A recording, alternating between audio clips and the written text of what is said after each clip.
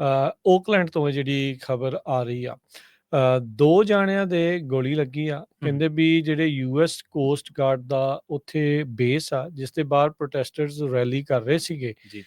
ਉਹਨਾਂ ਦੇ ਉੱਤੇ ਗੋਲੀ ਚਲਾਈ ਗਈ ਆ ਤੇ 2 ਜਾਣਿਆਂ ਦੇ ਗੋਲੀ ਲੱਗੀ ਦੱਸੀ ਜਾਂਦੀ ਆ। FBI ਕਹਿੰਦੇ ਵੀ ਹੁਣ ਇਸ ਪੂਰੀ ਗੋਲੀਕਾਂਡ ਦੀ ਜਾਂਚ ਕਰ ਰਹੀ ਆ। ਤਕਰੀਬਨ ਰਾਤ 10 ਵਜੇ ਇਹ ਵਾਪਰਿਆ 23 ਅਕਤੂਬਰ ਦੀ ਰਾਤ ਨੂੰ। ਕੋਸਟ ਗਾਰਡ ਦੇ ਜਿਹੜੇ ਸਿਕਿਉਰਿਟੀ ਪਰਸਨਲ ਆ, ਉਹਨਾਂ ਨੇ ਗੋਲੀ ਚਲਾਈ ਯੂ ਹਾਲ ਦੇ ਟਰੱਕ ਦੇ ਉੱਤੇ, ਜਿਸ ਨੂੰ ਕਹਿੰਦੇ ਵੀ ਬਾਰ-ਬਾਰ ਆਖਿਆ ਗਿਆ ਸੀ ਰੁਕਣ ਦੇ ਲਈ, ਉਹ ਰੁਕਿਆ ਨਹੀਂ। ਤੇ ਕਹਿੰਦੇ ਜਿਹੜੇ ਕੋਸਟ ਗਾਰਡ ਵਾਲੇ ਉਹ ਬੇਸਿਕਲੀ ਇਹ ਕਹਿ ਰਹੇ ਆ ਵੀ ਇਸ ਟਰੱਕ ਨੇ ਮੇਨ ਗੇਟ ਦੇ ਵਿੱਚ ਉਸ ਨੂੰ ਭੰਨਣ ਦੀ ਜਿਹੜੀ ਉਹ ਕੋਸ਼ਿਸ਼ ਜਿਹੜੀ ਉਹ ਕੀਤੀ ਆ। ਕੋਸਟ ਗਾਰਡ ਆਈਲੈਂਡ ਜੋ ਐਲਾਮੀਡਾ ਦੇ ਵਿੱਚ ਪੈਂਦਾ ਆ, ਉੱਥੋਂ ਦੇ ਜਿਹੜੇ ਲੈਫਟੀਨੈਂਟ ਕ੍ਰਿਸਟਲ ਵੋਲਫ ਆ, ਕੋਸਟ ਗਾਰਡ ਦੇ ਸਪੋਕਸਪਰਸਨ, ਉਹਨਾਂ ਨੇ ਇਹ ਜਾਣਕਾਰੀ ਦਿੰਦੇ ਹੋਏ ਦੱਸਿਆ ਵੀ ਜਿਹੜਾ ਡਰਾਈਵਰ ਆ ਉਹ ਉਹਨਾਂ ਦੀਆਂ ਜੋ ਆਫਿਸਰਸ ਕਹਿ ਰਹੇ ਸੀਗੇ ਉਹ ਕੰਪਲਾਈ ਕਰਨ ਦੇ ਵਿੱਚ ਨਾਕਾਮ ਰਿਹਾ ਤੇ ਫਿਰ ਉਹਨੇ ਵਹੀਕਲ ਆ ਉਸ ਨੂੰ ਰਿਵਰਸ ਦੇ ਵਿੱਚ ਪਾ ਕੇ ਪਿੱਛੇ ਜਿਹੜਾ ਉਹ ਬੈਕਵਰਡਸ ਕਰਕੇ ਹਾਈ ਰੇਟ ਆਫ ਸਪੀਡ ਦੇ ਵਿੱਚ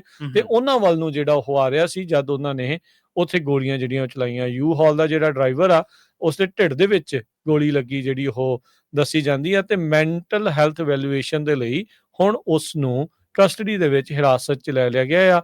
ਦੂਜੀ ਜਿਹੜੀ ਸ਼ੂਟਿੰਗ ਆ ਉਹ ਇੱਕ ਜਿਹੜਾ ਵਿਕਟਮ ਆ ਉਹ ਬਾਈ ਸਟੈਂਡਰ ਸੀਗਾ ਤੇ ਉਸ ਦੇ ਫਰੈਗਮੈਂਟ ਯਾਨੀ ਕਿ ਰਿਕੋਸ਼ੇ ਹੋ ਕੇ ਗੋਲੀ ਦਾ ਕੁਝ ਅੰਸ਼ ਜਿਹੜਾ ਆ ਉਹ ਉਸ ਬਾਈ ਸਟੈਂਡਰ ਦੇ ਲੱਗਾ ਆ ਤੇ ਜਿਸ ਨੂੰ ਬਾਅਦ 'ਚ ਉੱਥੇ ਹਸਪਤਾਲ 'ਚ ਲਿਜਾਇਆ ਗਿਆ ਤੇ ਬਾਅਦ ਦੇ ਵਿੱਚ ਇਲਾਜ ਕਰਕੇ ਛੱਡ ਦਿੱਤਾ ਗਿਆ ਸੀਗਾ। ਸੋ ਬੇ ਏਰੀਏ ਦੇ ਵਿੱਚ ਫੈਡਰਲ ਏਜੰਟਸ ਨੇ ਜਿਹੜਾ ਉਹ ਆਉਣਾ ਸੀਗਾ, ਪਰ ਇਵੈਂਚੁਅਲੀ ਟਰੰਪ ਹੁਣਾਂ ਨੇ ਕੱਲ ਕਿਹਾ ਸੀਗਾ ਵੀ ਆਪਾਂ ਵੇਟ ਜਿਹੜੀ ਹੁਣ ਕਰ ਰਹੇ ਹਾਂ, ਕਿਉਂਕਿ ਉੱਥੋਂ ਦੇ ਕੁਝ ਪੋਲੀਟੀਸ਼ੀਅਨਸ, ਸਿਲੀਕਨ ਵੈਲੀ ਦੇ ਜਿਹੜੇ ਲੀਡਰਸ ਆ, ਉਹਨਾਂ ਦੇ ਨਾਲ ਗੱਲ ਹੋਈ ਆ।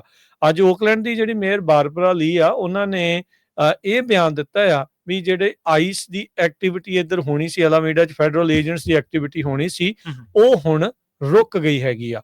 ਸੋ ਸਮਝੌਤਾ ਜਿਹੜਾ ਆ ਉਹ ਕਹਿ ਸਕਦੇ ਹਾਂ ਵੀ ਬੇ ਏਰੀਏ ਦੇ ਵਿੱਚ ਤੇ ਫੈਡਰਲ ਜਿਹੜਾ ਪ੍ਰਸ਼ਾਸਨ ਆ, ਟਰੰਪ ਪ੍ਰਸ਼ਾਸਨ ਦੇ ਦਰਮਿਆਨ ਕੁਛ ਨਾ ਕੁਛ ਹੋਇਆ ਆ। ਟਰੰਪ ਹੁਣਾਂ ਨੇ ਧੰਨਵਾਦ ਵੀ ਕੀਤਾ, ਗੈਵਨ ਨਿਊਸਮ ਨੇ ਵੀ ਧੰਨਵਾਦ ਕੀਤਾ ਜਿਹੜੇ ਸੈਨ ਫਰਾਂਸਿਸਕੋ ਦੇ ਮੇਅਰ ਆ ਤੇ ਸਿਲੀਕਨ ਵੈਲੀ ਦੇ ਜਿਹੜੇ ਲੀਡਰਸ ਦਾ, ਵੀ ਜਿਹੜੇ ਫੈਡਰਲ ਏਜੰਟਸ ਆ ਉਹਨਾਂ ਨੂੰ ਬੇਸਿਕਲੀ ਸੈਨ ਫਰਾਂਸਿਸਕੋ ਇਲਾਕੇ ਦੇ ਵਿੱਚ ਬੇ ਏਰੀਏ ਦੇ ਵਿੱਚ ਆਉਣ ਤੋਂ ਰੋਕ ਦਿੱਤਾ ਗਿਆ ਹੈਗਾ ਆ। ਸੋ ਬਾਰਬਰਾ ਲੀ ਜਿਹੜੇ ਮੇਅਰ ਨੇ ਓਕਲੈਂਡ ਦੇ, ਉਹਨਾਂ ਨੇ ਇਸ ਬਾਰੇ ਜਿਹੜੀ ਹੁਣ ਜਾਣਕਾਰੀ ਦਿੱਤੀ ਆ।